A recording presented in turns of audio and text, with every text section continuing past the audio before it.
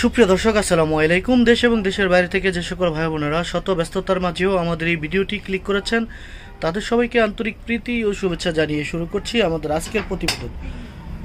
প্রিয় দর্শক, আমরা অসহায় নারী নিয়ে কাজ করি।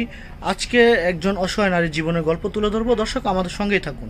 আসসালামু আলাইকুম। ওয়ালাইকুম আসসালাম। আসসালামু আলাইকুম। একটু জোরে কথা বলবেন। আপনার কি নাম? রিয়ামণি। রিয়ামণি। তো রিয়ামণি, আপনার পরিবারে কে কে আছে? আমার পরিবারে আমার বাবা মা ভাই বোন, আমরা 5 বোন 1 ভাই। বাবা মা ভাই বোন আর আপনি? হ্যাঁ। 5 বোন 1 ভাই। আচ্ছা, আপনার হাজবেন্ড আছে? হ্যাঁ, আমার বিয়ে দিছে, এখন হাজবেন্ডের ঘর করতেছি কিন্তু হাজবেন্ড নাই।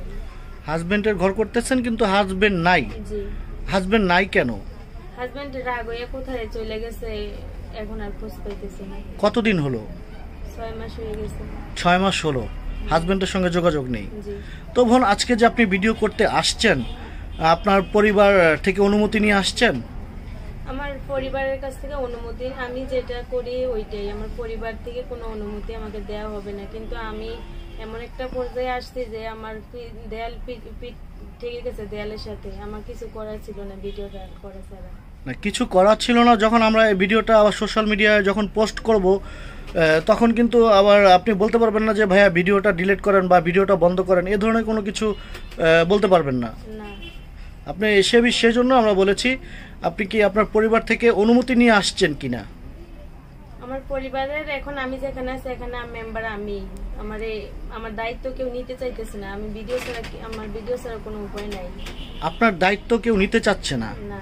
আচ্ছা, কেন নিতে চাচ্ছে না আপনার পরিবার থেকে? আপনার দায়িত্বটা একটু বলবেন আমাদেরকে, সে গল্পটা।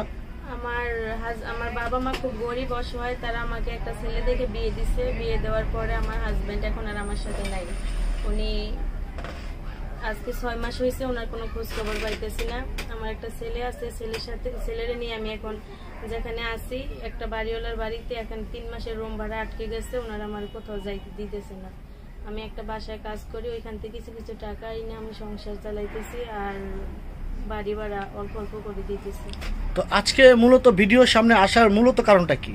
মূলত কারণটা হচ্ছে আমার হাজবেন্ড এখন নাই। আমি এখানে 3 মাসে ঘর ভাড়া আটকে গেছে, আর আমার একটা ছোট ছেলে আছে, ওর খাবার দাবারের কোনো জোগাড় করতে পারতেছি না। আর আমাকে এরকম ভাবে কেউ কোনো সাহায্য সহযোগিতা করতেছে না।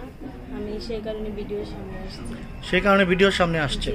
আচ্ছা বোন, যখন এই ভিডিওটা আপনার হাজবেন্ডের নজরে পড়বে, তখন যদি সে আবার ফিরে আসে বা আপনার সঙ্গে যদি সে যোগাযোগ করার চেষ্টা করে, আমি চাই আমার সাথে যোগাযোগ করুক, আমাদের সংসারটা থাক। একটা সন্তান আছে, তারও তো ভবিষ্যৎ আছে। যদি উনি দেখে যদি আসে, আমার কোনো। তো আপনার হাজবেন্ডের উপলক্ষে কিছু বলার আছে কিনা ভিডিওটা যদি তার নজরে পড়ে? আমার হাজবেন্ডে আমি একটা কথাই বলতে চাই, মানুষের সংসার একবারই হয়, বারবার যদি হয় সেটা ভালো হয় না। যদি কোথাও থাইকা থাকে, উনি যাতে চলে আসে। আমার ছেলেটারে নিয়ে আমরা একটা সুন্দর সংসার করতে চাই। আচ্ছা, আপনার সন্তানের বয়স কত এখন? 4 বছর। 4 বছর। জি। তাকে কি লেখাপড়া করতে দিয়েছেন? তাকে লেখাপড়া করতে দিব, তাকে খাবারই দিতে পারি না। লেখাপড়া কিভাবে করতে দিব? আমি খাবারই দিতে পারেন না?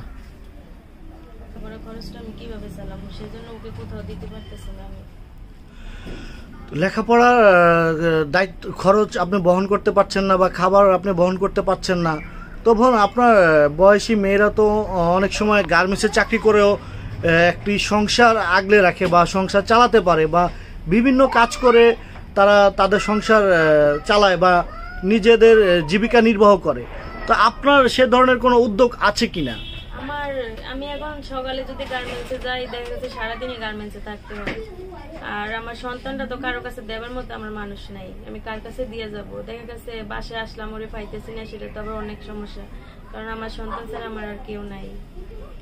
আচ্ছা বোন, আপনার কি ইচ্ছা আছে? আপনার সন্তান তো এখন বড় হয়েছে, 4 বছর বয়স, সে এখন হাঁটতে পারে মোটামুটি। তো কারো কাছে দিয়ে, আশেপাশে কারো কাছে দিয়ে আপনি কি চাকরি করার কোনো ইচ্ছা আছে আপনার? যদি কারো কাছে এরকম ভাবে দিতে পারি তাহলে চাকরি করতে চাই, কারণ আমি কি করব? চাকরি ছাড়া তো আমার কোনো উপায় নাই। কিন্তু আমার বাচ্চা কেউ রাখতে চায় না। আমার এরকম আশেপাশে কোনো আত্মীয় স্বজন নাই। মূলত হচ্ছে মনে হয় যে ভিডিওটার মাধ্যমে আপনি সামথিং কিছু সহযোগিতা পেলেন, কিন্তু সেই সহযোগিতা দিয়ে তো আপনার চলবে না, আপনার নিজের একটা কিছু করতে হবে। আমি সেলাই কাজ জানি। আর বিয়ের যখন প্রথম শুরু হয়েছে আমাদের, তখন আমি একটা গার্মেন্টসে চাকরি করতাম। তো আমার যদি কেউ একটা সেলাই মেশিন দেয় তাহলে আমি ঘরে বসে টুকিটাকি কাজ করতে পারতাম। সেলাই মেশিন পাইলে ঘরে বসে টুকিটাকি আপনি করতে পারতেন। আচ্ছা আচ্ছা, তো আপনি সেলাই মেশিনের কাজটা কি ওই যে গার্মেন্টসে যখন ছিলেন তখনই শিখেছেন? গার্মেন্টসে গেছে আমার হাত ক্লিয়ার হয়ে গেছে, এমনিতে আগে বিয়ের আগে থেকেই করতাম। বিয়ের আগে থেকে করতেন? আচ্ছা, আরেকটু ইনফরমেশন দিবেন আমাকে, আপনাদের গ্রামের বাড়ি কোথায় বা আপনার এখন বর্তমানে কোথায় আছেন আপনি? আমি বর্তমানে আছি ঢাকা রামপুরা। ঢাকা রামপুরা। আর হোম ডিস্ট্রিক্ট? ভোলা। হোম ডিস্ট্রিক্ট ভোলা। গ্রামে আপনাদের বাবা মা আছেন আর ঢাকায় আছে? আমার বাবা মা আছে নারায়ণগঞ্জে। নারায়ণগঞ্জে? আমার বাবা মার ঘরে আরো 4 জন সন্তান এখনো আছে, তো ওরা এতটাই অসহায় যে ওদের কাছে গিয়ে থাকার মতো আমার কোনো ইয়া নেই। আচ্ছা, আপনার যে আরো ভাই বোন আছে তারা কি আপনাকে একটু সহযোগিতা করে? আমার ভাই বোন এখনো লেখাপড়া করে, আমি মেজো, আর বড় 2টা স্বামী ঘর করে। আপনার বাবা কি করে? বাবা রিক্সা চালায়। রিক্সা চালায়? এটা কি নারায়ণগঞ্জ এলাকায়? হ্যাঁ, নারায়ণগঞ্জ। আচ্ছা আচ্ছা, বোন আপনাদের গ্রামের বাড়িতে কি কোনো সসম্পদ আছে? আমাদের গ্রামের বাড়িতে আমার বাবা মার শুধু একটা ভিটা বাটি আছে, আর এমনিতে কিছুই নাই। আর শ্বশুর বাড়ি আছে, কিন্তু শ্বশুর বাড়ি থেকে ওরকম কোনো সাপোর্ট পাইতেছি না আমি। সাপোর্ট পাচ্ছেন না? শ্বশুর বাড়িটা কোথায় আপনার? আমার শ্বশুর বাড়ি আমার বাপের বাড়ি থেকে 30 কিলো। 30 কিলো? আপনি কি আপনার শ্বশুর বাড়িতে গিয়েছিলেন? জি। কয়বার গেছেন? অনেকবারই গেছি। আমার শ্বশুর শাশুড়ি হচ্ছে বৃদ্ধ, তারা যে কিছু করবে তাদের এরকম কোনো ইয়া নাই। তো আপনি যখন ওখানে কি থাকতেন নাকি না আসা যাওয়ার মধ্যে ছিলেন? না, আমি এখানে এসে পড়ছি, ওনারাই ওনার ছেলের সাথে ঢাকা পাঠাইছে, কারণ ওনাদের কাছে থাকলে ওনার ছেলে টাকা পয়সা দিতে চায় না, এই জন্য আমার ওনার সাথেই পাঠাই দিয়েছে যে হাজবেন্ডের সাথেই থাকো। হাজবেন্ডের সাথে থাকো, এটা কি আপনার শ্বশুর শাশুড়ি বলেছে? হ্যাঁ হ্যাঁ। আচ্ছা, তো আপনার হাজবেন্ড যে আজকে 6 মাস আপনাকে রেখে উদাও, তো আপনি এই বিষয়টা আপনার শ্বশুর এবং শাশুড়িকে জানিয়েছেন? হ্যাঁ, জানাইছি। ওনাদের সাথেও কন্টাক্ট নেই। ওনাদের সাথেও কন্টাক্ট নেই? আচ্ছা। এর মধ্যে আমার একবার কল দিছে, কল দিয়ে বলছে যে আমি ঠিক আছি, তুমি তোমার মতো থাকো, আমি আমার মতো আছি। তার মানেটা কি? উনি আমার সাথে সংসার করতে চাইতেছে না। সংসার করতে চাচ্ছে না কেন? চাচ্ছে না, ওনার ভালো লাগে না, ওইটা তো উনি বলতেছে না কেন। উনি যদি সংসার করার ইচ্ছাই থাকতো তাহলে তো উনি আমার সাথে ঠিক মতো সংসারই করতো। আচ্ছা আচ্ছা, তো অন্য কোনো কারণ আছে কিনা? আপনি মানে কিছু লুকাচ্ছেন কিনা? ওনার ফোনে প্রায় আমি ফোন রিসিভ করে মেয়েদের কণ্ঠ পাইতাম, মেয়েদের সাথে কথা বলে, মানে পরকীয়া। আচ্ছা, তো এখন আপনার ইচ্ছা কি? আপনার স্বামী তো আপনার সঙ্গে সংসার করতে চাচ্ছে না, তা এখন কি আপনার ইচ্ছাটা কি? আপনার স্বামীকে আপনি বুঝিয়ে সুজিয়ে ফিরিয়ে আনতে পারবেন? আমি ওনার সাথে আমার কোনো যোগাযোগ নাই বুঝানোর মতো। উনি তো যে বুঝে না তার তো বোঝানো যায় না।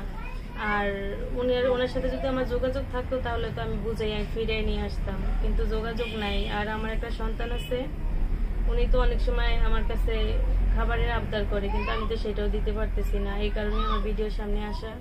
আর আমার বাচ্চাটা তো বুঝে না যে ওর বাবা পাশে নাই বা ওর মায়ের আর্থিক নাই দেওয়ার মতো, ও তো ছোট মানুষ। আচ্ছা, এই ভিডিওর মাধ্যমে আপনার হাজবেন্ডের কাছে কোনো মেসেজ আছে কিনা আপনার? আমার একটাই মেসেজ আছে, উনি যেখানেই থাক উনি যাতে আইসা পরে আইসা আমাদের সংসারটা, 3 জনের সংসারটা ভালো হয়, সুন্দর হয়, আমি এটাই চাই। আমরাও সেই দোয়াই করি আপনার হাজবেন্ড যেহেতু আপনার জীবনে ফিরে আসুক, বা আপনার একটি সন্তান আছে, এই সন্তানটি যেহেতু এতিম না হোক এবং বাবার মার কোলেই থাকুক, সেই দোয়া আমরাও করি। তখন আজকের ভিডিওর মাধ্যমে কোনো দেশবাসীর কাছে কোনো সহযোগিতার চাওয়া আছে কিনা আপনার? হ্যাঁ, যদি কোনো ভাই তার বোনরে সাহায্য করে বা কোনো বাবা তার মেয়ে হিসেবে সাহায্য করতে চায়, কারণ আমার তো এখানে অনেক বাচ্চারা তো খাবার দিতে পারি না, তাছাড়া আমার বাসা বাড়িতেও বাচ্চারা নিয়ে কাজ করতে রাখে না ওনারা, যে বাচ্চা দুষ্টামি করে রাখা যাবে না। তো যদি কোনো ভাই আমার পাশে এসে দাঁড়ায় তাহলে বাচ্চাটা নিয়ে একটু ভালো থাকতে পারবে। আচ্ছা, তাহলে আপনাকে যারা সাহায্য করবে সাদা মনে, আপনার সঙ্গে যোগাযোগের কি ব্যবস্থা আছে? যোগাযোগের ব্যবস্থা আমার ফোন নাম্বার আছে। ফোন নাম্বারটি কি আপনি দিতে চাচ্ছেন? হ্যাঁ। আচ্ছা, তাহলে বলুন। 01752666819। নাম্বারটি আরেকবার বলুন, আস্তে আস্তে বলুন। 01752666819। আচ্ছা, এই ভিডিওটা আপনি নিজে ইচ্ছা করতেছেন তো? জি, আমার ইচ্ছে করতেছি, আমার আর কোনো উপায় নাই। আমি বাচ্চা নিয়ে আচ্ছা, ঠিকমতো খাবার যখন আমরা ভিডিওটা সোশ্যাল মিডিয়া পোস্ট করব, এই নাম্বারে হাজার হাজার কল আসবে, তখন আবার বলবেন না তো যে ভাইয়া ভিডিও বন্ধ করতে হবে? না, এরকম বলবো না। এরকম বলবেন না? না। আচ্ছা, তো ঠিক আছে বোন, আমরা শেষ করব। ছোট করে দর্শকের উদ্দেশ্যে আপনার কিছু বলার আছে কিনা, ছোট করে একদম সংক্ষেপে? আমি চাই আমার পাশে এসে কেউ দাঁড়াক, আমি আমার বাচ্চাটা নিয়ে একটু ভালো থাকি। বাচ্চার পড়াশোনার দায়িত্বটা যদি কেউ নেয় তাহলে আমি তার জন্য অনেক দোয়া করবো আর আমার অনেক ভালো হইবে। তো ঠিক আছে বোন, আপনি ভালো থাকবেন। দর্শক, আপনারা যারা এতক্ষণ আমাদের এই সঙ্গে ছিলেন, এই ভিডিওটি ভালো লেগে থাকলে লাইক, কমেন্ট, শেয়ার করতে ভুলবেন না। দর্শক, যেখানেই থাকুন ভালো থাকুন। ধন্যবাদ সকলকে। খোদা হাফেজ।